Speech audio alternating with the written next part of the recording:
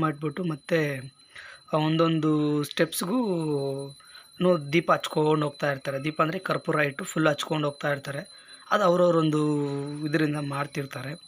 ಅದನ್ನು ಇಲ್ಲಿ ನೋಡ್ಬೋದು. ಯಾಕಂದ್ರೆ ನಾವು ಹೋಗ್ಬೇಕಾದ್ರೆ ಅಲ್ಲಿ ಅಡಿ ಹತ್ತಿ ಇದು ಮಾಡಿದ್ರು. ಬಟ್ ಅದು ನಾವು ಫುಲ್ ಕ್ಲಿಯರಾಗಿ ನೋಡೋಕ್ಕಾಗಲಿಲ್ಲ. ಇದು ಬಂದು ಗುರು ಭಗವಾನ್ ಅಂತೇಳಿ ಒಂದು ಚಿಕ್ಕದು ವಿಗ್ರಹ ಥರ ಮಾಡಿ ಹಾವ್ದು ಇರೋ ಥರ ಮಾಡಿದ್ದಾರೆ. ಇಲ್ಲಿದೆ. ಬಟ್ ಈ ಕಡೆಗೂ ಚಿಕ್ಕದಾಗಿ ಒಂದು ದೇವ್ರಿದೆ. ಬಟ್ ಇಲ್ಲಿ ನೋಡಿದ್ರೆ ಚಿಕ್ಕದಾಗೆ ಎಲ್ಲ ಮಂಟಪ ಥರ ಇದು ಮಾಡಿದ್ದಾರೆ. ಬಟ್ ಇದ್ರೂ ಓಕೆ, ತುಂಬ ಚೆನ್ನಾಗಿದೆ ದೇವ್ರು ಬಂದು. ಇದೇ ಥರನೇ ನವಗ್ರಹ ಅಂತೇಳಿ ಫುಲ್ ಬರೀ ಈ ಹಾವ್ದು ಏನಾದರೂ ದೋಷ ಅಂತೇಳಿ ಹೇಳ್ತಾರಲ್ವ, ಅದಕ್ಕೂ ಒಳಗಡೆ ಬಂದು ಸ್ವರ್ಣಮುಖಿ ಅದರ ಒಳಗಡೆ ಬಂದು ಚಿಕ್ಕದಾಗಿ ದಾರ ಎಲ್ಲ ಕಟ್ಟಿದ್ದು ಮಾಡಿದ್ದಾರೆ. ಅದೂ ತುಂಬ ವಿಶೇಷ ಆಗಿದೆ. ಯಾರಾದರೂ ಅದೇ ಅವ್ರ ಬಗ್ಗೆಯಿಂದ ಏನಾದರೂ ಒಂದು ಸ್ವಲ್ಪ ಕೆಟ್ಟದ್ದು ನಡೆದಿರುತ್ತೆ, ಅದು ಒಳ್ಳೇದು ತಗೋಬೇಕು ಅನ್ಸುತ್ತೆ, ಅಲ್ಲಿಗೆ ಹೋಗಿ ಬನ್ನಿ.